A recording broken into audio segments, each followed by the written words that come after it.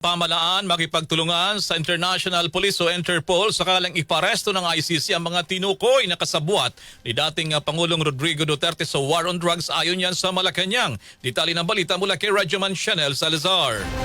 RMN Live Report. Handang makipagtulungan ng pamahalaan sa Interpol sakaling maglabas ng warrant of arrest ang International Criminal Court laban sa mga pinangalanang co-perpetrators umano o kasabwat ni dating Pangulong Rodrigo Duterte sa madugong war on drugs. Ayon kay Palace Press Officer at PCO Undersecretary Claire Castro, maaaring sundan ang naging mekanismo ng pag-aresto sa dating Pangulo kung saan dumaan sa Interpol ang pagpapatupad ng warrant. Kabilang sa tinukoy ng ICC, sina Senador Ronald Bato de la Rosa na dating hepe ng PNP, Senador Bongo, dating Justice Secretary Vitaliano Aguirre at iba pang matataas na opisyal ng pambansang pulisya.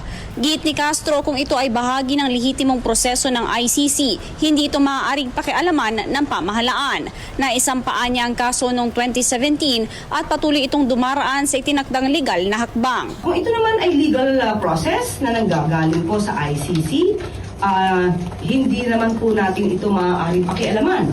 Dahil ang kasong yan ay naisampa noon pa, 2017 at hindi pa po Pangulo, si Pangulong Marcos Jr.